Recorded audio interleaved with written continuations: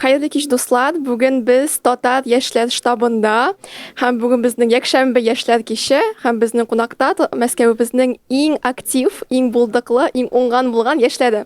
Һәм безнең беренче кунагыбыз Илһам, исәнмесез, кадерле дуслар. һәм без Илһамнан, Илһам битеме? Иң кызыклы сорау soracakбыз бүген. Һәм беренче соравым, син кайда укыйсың? Мәскәү физико-технический институт, МФТИ. Димәк, син безнең студент. Студентларның хәзер шундый бик кызык чоры, ул да булса сессия. Сессиягә әзерләнер өчен берничә совет биреп китә алмассың микән? Беренчедән, әзерләнер өчен, сессия әзерләнер өчен, надо было в течение года учиться, правильно? Тагын нәрсә, йокларга, ашарга, обычный уж советы. Сәлам, мин Динә. Сәлам, Динә. Менә безнең тиздән Сабантуйлар башлана, инде башланып китте дип әйтсәк тә була.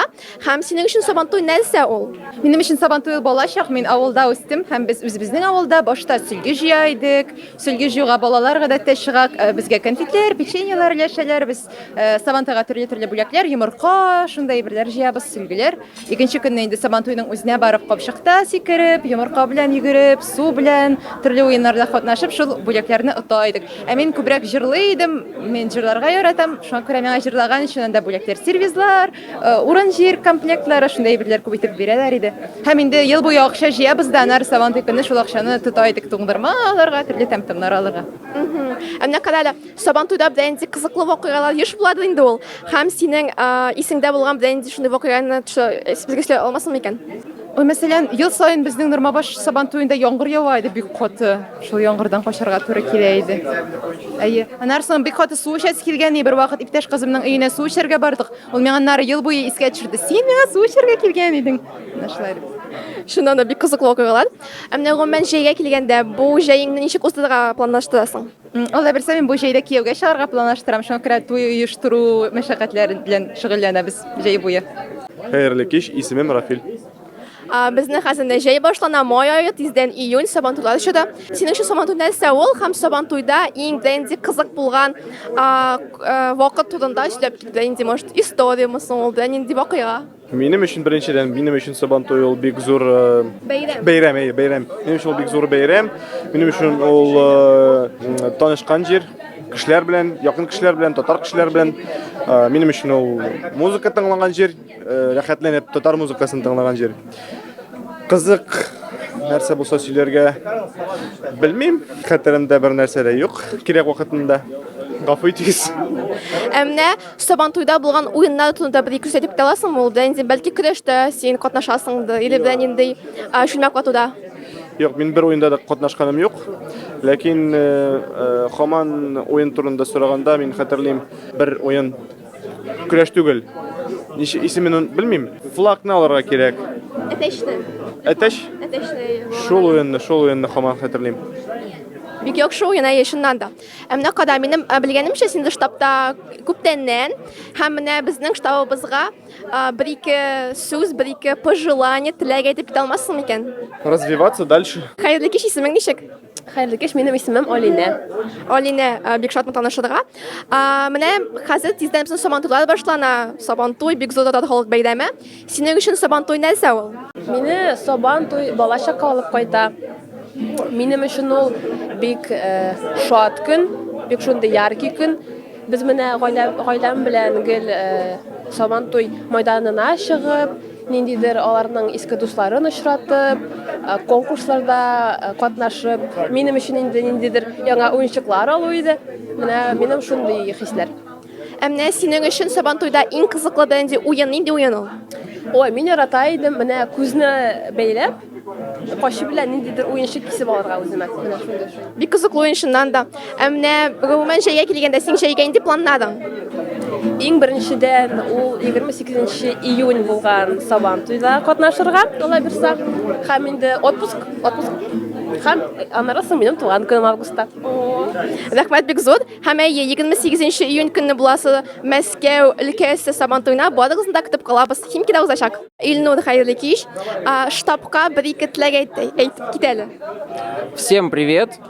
Штаб Татар очень такое сплоченное место. Каждый раз приходишь туда, знакомишься с новыми людьми, интересно, узнаешь что-то новое. Менә хәзер безнең Сабантуйлар башлана. Сабантуйлар сиңа нәрсә белән ошый?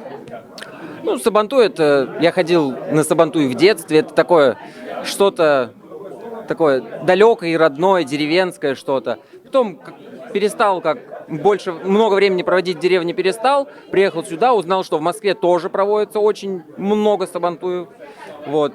Обязательно посещу самые знаковые Сабантуи этого лета. А мог бы ты рассказать нам какую-нибудь историю, связанную с Сабантуем, там из детства, возможно, такое? Как-то раз у нас в деревне Старая Кулатка Ульяновской области проводился очень крупный Сабантуй. Это был 2015 год, я был еще маленьким. И мы решили туда поехать. Поехали мы туда с соседями, там все по-разному. Потом поняли, что пора возвращаться, а это было за деревней. И возвращались мы очень долго, жарко и пешком. Но в целом всем все понравилось. Здравствуйте, меня зовут Адиля. Можете сказать о своих первых впечатлениях о штабе ТТ Москвы? Я здесь впервые, мне очень понравилась обстановка, очень такая дружественная атмосфера. Хочется сразу знакомиться, общаться с разными ребятами, ребята с разных направлений, из разных вузов. Вот поэтому думаю, что это очень хорошая идея организовывать такие мероприятия. Пойдете еще раз? Думаю, что да. А можете сказать несколько пожеланий штаба ТТ на будущий год?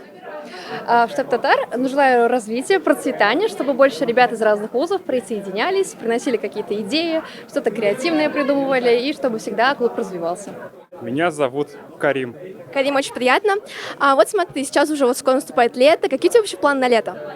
Во-первых, я бы хотел, конечно же, успешно закрыть сессию, как и все студенты, наверное, здесь.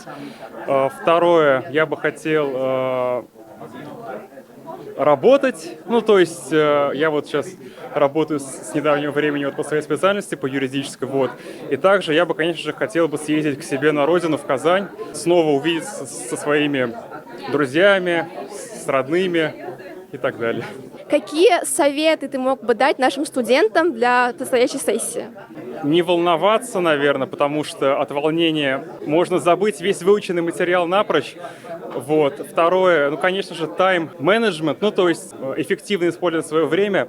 Также, наверное, я бы сказал, что не следует забывать об отдыхе, потому что это тоже важно. То есть без отдыха вообще вся эта деятельность по подготовке к сессии будет неэффективной и, по большому счету, бессмысленной. А вот отдых для тебя это что? Поездки с друзьями, там поход в штаб Татар или что-то другое? Не только это, конечно, то есть это в том числе, но и бывает нужно просто, скажем так, лечь и ничем не заниматься, просто чтобы мозг немножко отдохнул, перезагрузился, так сказать, вот. Но отдых там на свежем воздухе, с друзьями, какое-то общение, это, конечно, тоже необходимо. После того, как ты сдашь сессию, то что ты сделаешь первым делом? Высплюсь, наверное. Big Shep. Тагын бер шундый сорау, менә безнең хәзер инде май ае, тиздән июнь Сабантуйлар эше башланачак. Син быел Бренди Сабантуйга барырга җыенасыңмы? Әлбәттә, җыенам. Коломенский парк янында. Мин анда үзем шул парк янында яшим, шуңа күрә шунда барамын. Бәлки тагын берәр Мәскәү янында бер шәһәрләрдә, Химкида, может быть, там я буду. Җыенам. Аңлашылды. Менә Сабантуй темасына килгәндә, безнең бит Сабантуйда төрле уеннар була, төрле гореф-гадәтләр. Сиңа Сабантуй барысыннан нәрсә белән күбрәк ошый? Инде уенмы соң ул, инде анда чүлмәк ватышмы, көрәшме? Вот болай балачактан ничек хәтерлим. Баганага менәргә кирәк торган уен менә шул иң кызыгы иде. Хәзер инде мин алай уже давно не лазил. Давно. Может быть, быел, да. Менеп карармын. Рәхмәт бик зур һәм соңгы сораубыз. Менә Мәскәү Татар штабына син киләсе елга нинди теләкләр әйтергән? Теләкләр. Инде, наверное, күбрәк кеше килсен дип уйлыйм монда. Күбрәк кеше булса, күбрәк яшьләр килсә, кызарак була. Шуңа күрә килсеннәр. Килегез. Рәхмәт бик зур. Уңышласы. Что для вас самое интересное было в штабе Татар, вообще первое впечатление в штабе Татар? Что можешь сказать? Наверное, это люди, все друг с другом очень открыты, интересно коммуницируют. В целом такое ощущение, как будто бы ты пришел в гости к какому-то родственнику, члену семьи. Все так спокойно, расслабленно и в целом дружелюбно.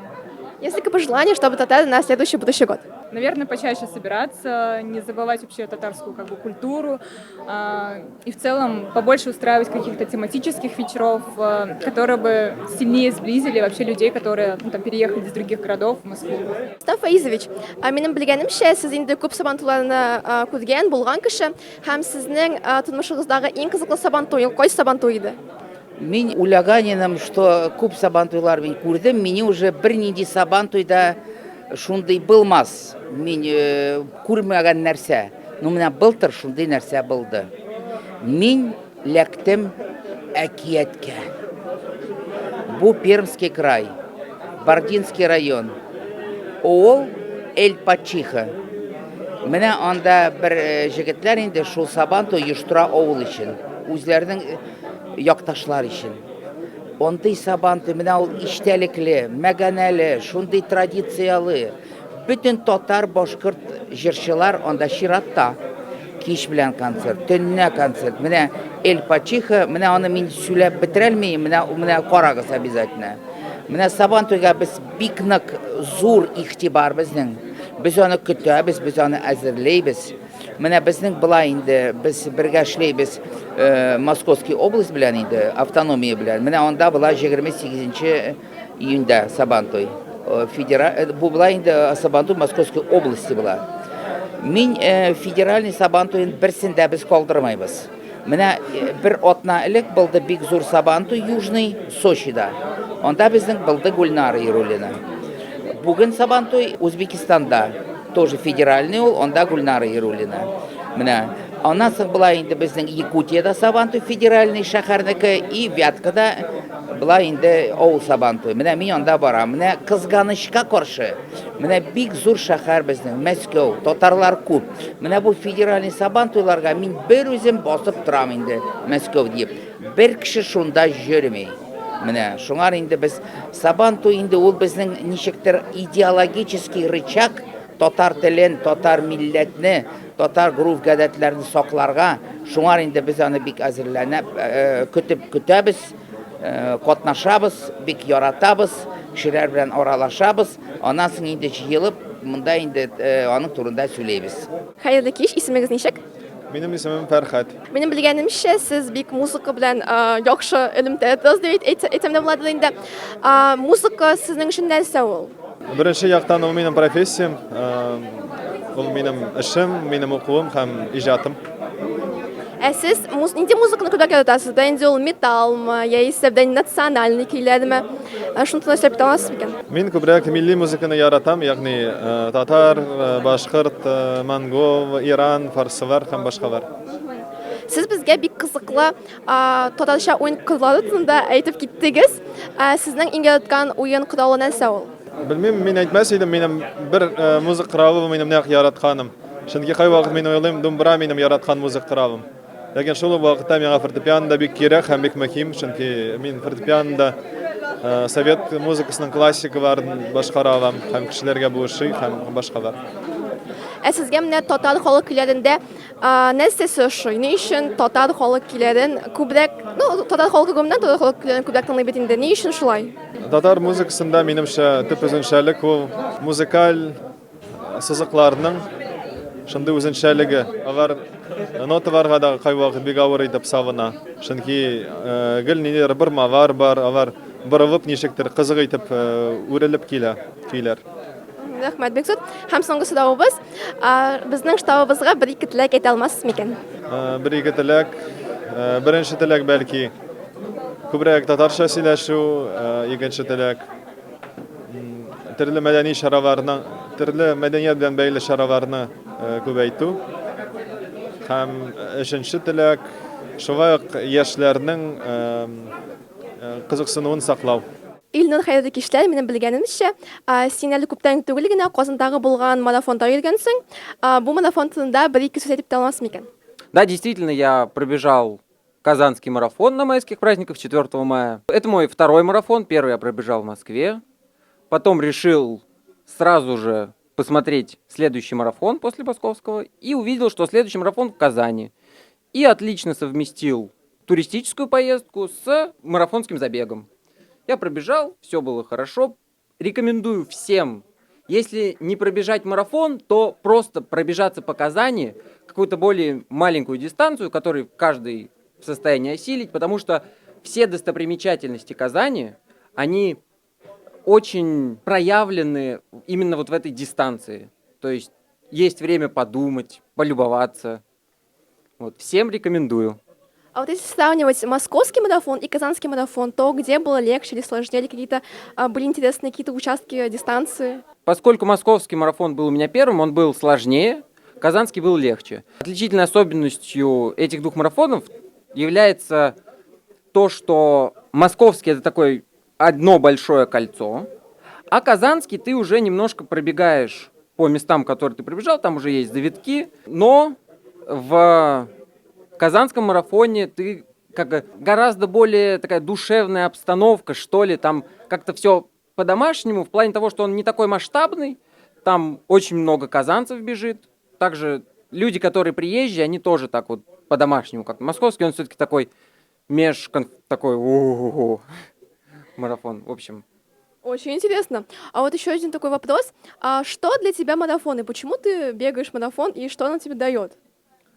Ну, марафон в первую очередь это хороший способ проверить свои силы, потому что очень не хочется бежать после 35-го километра, очень хочется сойти с дистанции, и тут ты уже понимаешь, что как ты идешь к поставленной цели по времени, как ты уже достигаешь своих целей как. И еще это такой бег в целом, это такой философский немножко вид спорта, потому что когда ты бегаешь длинные дистанции, у тебя приходят разные мысли, и ты вот их перевариваешь во время бега. А вот еще, насколько мне известно, на марафонах обычно дают такие пакеты с задачным материалом. А что интересного было на казанском марафоне и на московском? И на казанском, и на московском марафоне почему-то дают косметику от компании «Зеленский». Она вообще является таким спонсором марафонов. Вот, это такая, достаточно хорошая косметика. А есть ли какие-то цели на следующий марафон и, возможно, какая-то дистанция или какой-то определенный марафон, где бы хотел пробежать? Да, я хочу пробежать снова московский марафон осенью, улучшить свой результат. А какие пожелания ты бы дал людям, которые хотят пробежать марафон, но по каким-то причинам еще ни разу не собрались и не начали бегать? Начните с маленьких дистанций, на 5 километров, на 10. Придите на марафон, вот всю эту атмосферу прочувствуйте, и вам захочется самому улучшать свои результаты и увеличивать дистанции.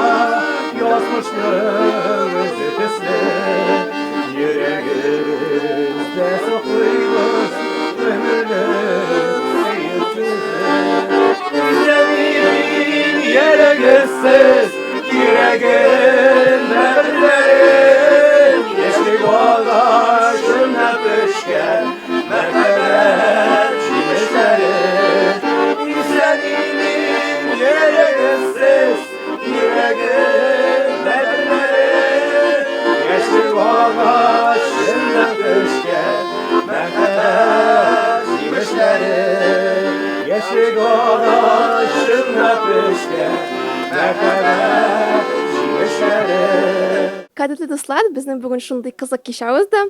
Сезне дә штабыбызда көтеп калабыз. Һәм әлбәттә безнең каналыбызга язылыгыз. Безнең социаль челтәрләр сезнең өчен гел ачык. Көтеп калабыз сезне.